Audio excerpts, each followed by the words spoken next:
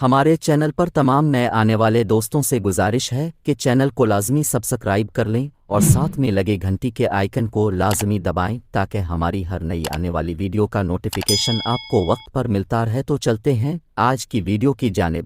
شام کے وقت چاچا غفورہ میرے پاس آیا اور کہنے لگا، بیٹی میں باہر استبل کی طرف جا رہا ہوں، رات وہاں ہی گزاروں گا اور دن چڑھتے ہی واپس آ جاؤں گا، کیونکہ مجھے ڈاری کا پہرا دینا ہوتا ہے، اور اگر تمہیں کسی بھی چیز کی ضرورت ہو تو حکمت کو بتا دینا۔ اتنا کہتے ہی چاچا استبل کی طرف چل دیا اور میں سکون سے کمرے میں جانے لگی۔ چونکہ ڈاری پہ کوئی لائٹ وغیرہ کا بندوبست تو تھا نہیں، تو اس لیے حکمت نے میرے لیے ڈیوا جلا دیا۔ میں نے اسے کہا، حکیم صاحب مجھے تو اندھیرا پسند ہے، لیکن آپ نے تو اجالا کر دیا۔ کہنے لگا، میرا کام صرف اجالا کرنا ہی ہوتا ہے، کیونکہ میرا چراغ ہر وقت گرم ہی رہتا ہے۔ حکیم کی بات سن کر میں آرام سے اپنے بستر پہ لیٹ گئی اور حکیم اپنے کام میں مگن ہو گیا۔ اب میرا دل چاہ رہا تھا کہ حکیم کے چراغ سے اپنی اندھیری کوٹھی میں اجالا کرواؤں، کیونکہ ایک تو سردی بہت تھی، اوپر سے اکیلے سونا میرے لیے اور بھی مشکل تھا۔ کافی وقت تک میں بسترے میں کروٹیں بدلتی رہی، لیکن مجھے نیند نہیں آئی، کیونکہ میرے اندر جو آگ لگی ہوئی تھی وہ کسی بھی صورت میں بجھنا چاہتی تھی۔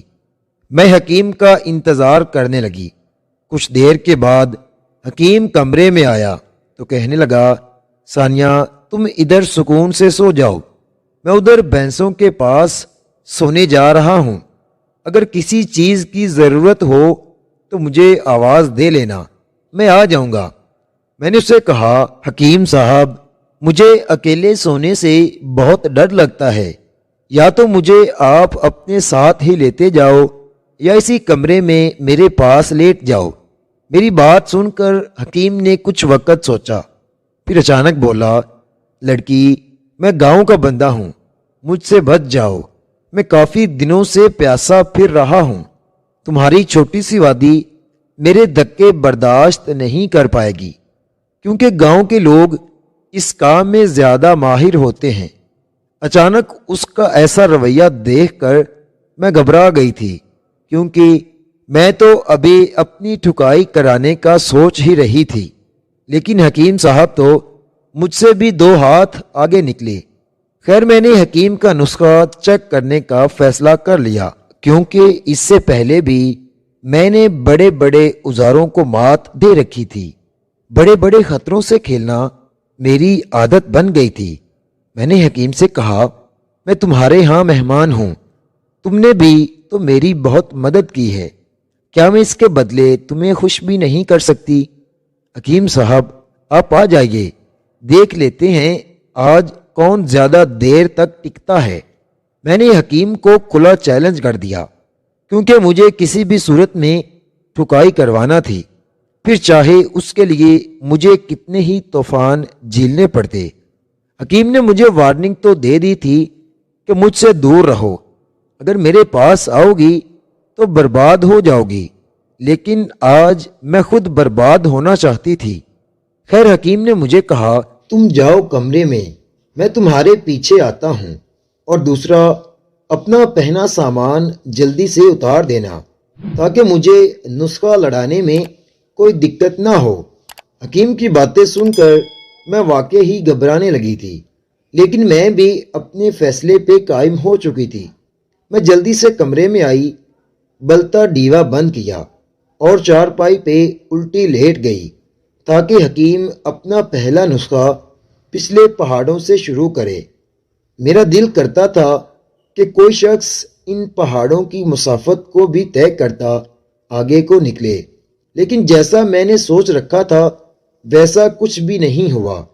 کیونکہ حکیم کمرے میں آیا تو میں نے سمجھا اس نے دھوتی باندھ رکھی ہوگی اور اس کے اوزار کو موشن پکڑنے میں کچھ وقت تو لگے گا، کیونکہ آگ جلانے کے لیے لکڑیوں کی ضرورت تو لازمی ہوتی ہے۔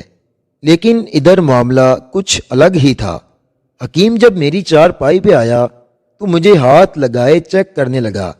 چونکہ میں نے ابھی سامان نہیں اتارا تھا تو کہنے لگا، ثانیہ یہ کیا بات ہوئی؟ میں نے کہا بھی تھا کمرے میں جاتے ہی سامان اتار لینا، لیکن تم تو ابھی تک ویسے ہی لیٹی ہوئی ہو۔ دیکھو نا میرا اوزار تو تیار کھڑا ہے، بس تمہاری ہی دیری ہے۔ اچانک حکیم نے میرا ہاتھ پکڑا اور اپنے اوزاروں پہ رکھوا دیا۔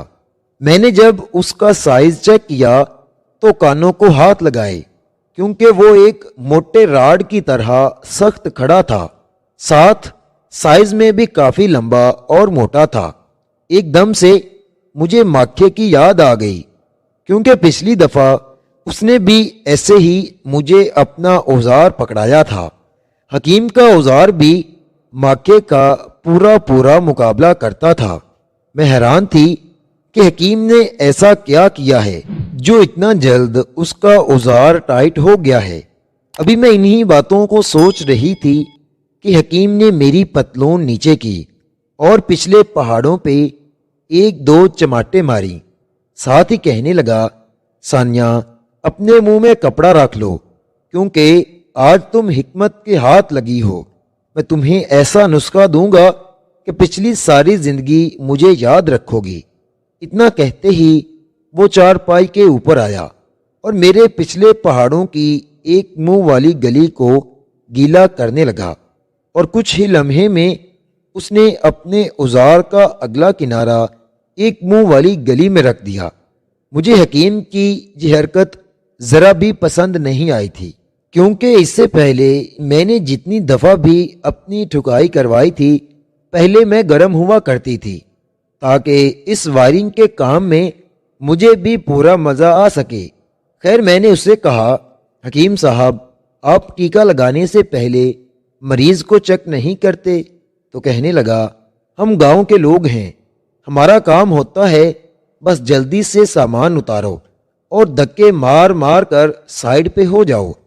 ایک لحاظ سے اس کی بات ٹھیک بھی تھی، کیونکہ گاؤں کے لوگ گھروں سے دور باہر کی فصلوں میں ٹائم بناتے ہیں اور اس ڈر کی وجہ سے جلدی جلدی اپنا پانی نکالتے ہیں کہ کہیں کوئی آ جائے گا تو مسئلہ بنے گا، اور اگر کوئی جوڑا ٹھکائی کرتا پکڑا جائے تو گاؤں والے اس جوڑے کا جینا حرام کر دیتے ہیں۔ خیر میں نے ہمت کی اور کہا، حکیم صاحب آپ کا اوزار تو تیار کھڑا ہے، لیکن ابھی تک میری وادی نے تو موشن ہی نہیں پکڑا۔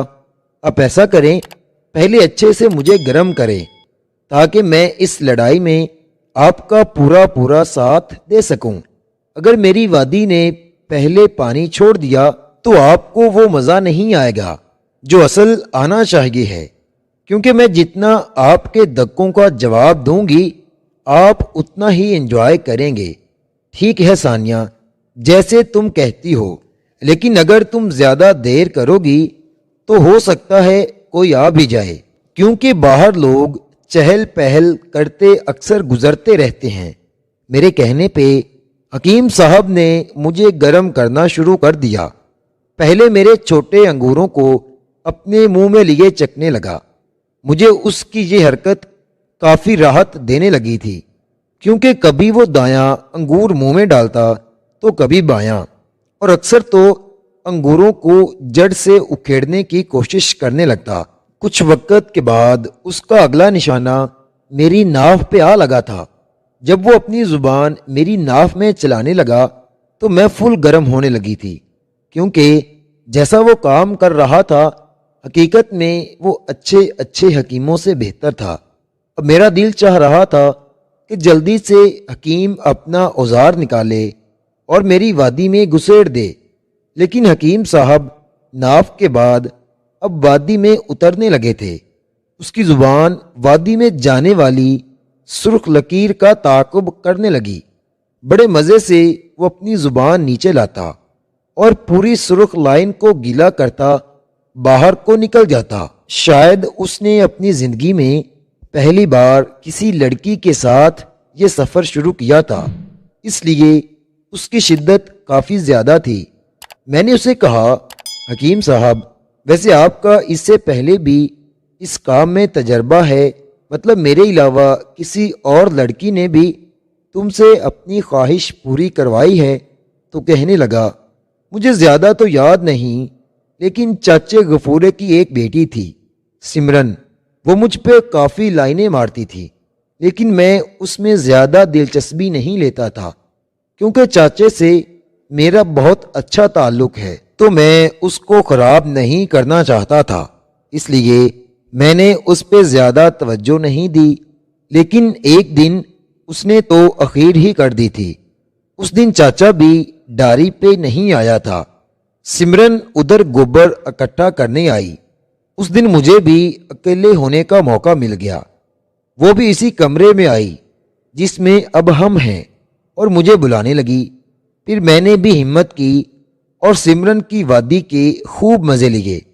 اس کی بات سن کر مجھے سمرن یاد آ گئی، کیونکہ سمرن نے مجھے اپنی ٹھکائی کی ساری داستان سنا رکھی تھی۔ خیر میں کچھ لمحے کے لیے رکی، لیکن پھر حکیم صاحب کے اوزار کا جائزہ لینے لگی جو مسلسل میری وادی کے اندر باہر ہونے لگا تھا۔ اچانک حکیم بولا، میرے خیال سے اب تم بھی کافی گرم ہو چکی ہوگی، تو میں اپنا سفر شروع کر سکتا ہوں کیا؟ میں نے حکیم کو اجازت دے دی تو اس نے اپنے اوزار کو اچھے سے گیلا کیا اور میری ایک منہ والی گلی میں رکھا، ساتھ ایک زوردار دھکا لگایا جس سے میری تو آنکھیں ہی باہر آنے لگی تھیں۔ میں نے اسے کہا، حکیم صاحب، اس رستے کو چھوڑ دیں کیونکہ یہ بہت تنگ رستہ ہے، آپ کا اوزار اس رستے پہ ٹھیک طرح سے چل نہیں پائے گا۔ تو کہنے لگا، تم آرام سے نیچے لیٹی رہو، مجھے میرا کام کرنے دو۔ میں نے تمہیں پہلے بھی کہا تھا تم میرے دھکے برداشت نہیں کر پاؤ گی، لیکن اب بھگتو اپنا انجام۔ ایک لمحے کے لیے میں تو مرنے والی ہو چکی تھی، کیونکہ اتنا بڑا اوزار میری تنگ گلی میں جگہ بنا چکا تھا، اور اگر کچھ وقت اسی گلی میں اپنا سر ڈالے رکھتا تو میری تنگ گلی ایک کھلا بازار بن جانا تھا جو میں کسی بھی صورت میں ہونے نہیں دے سکتی تھی۔ پیارے دوستو، اس ناول کا اگلا پارٹ سننے کے لیے ابھی میرے چینل کو سبسکرائب کر لیجئے۔ شکریہ۔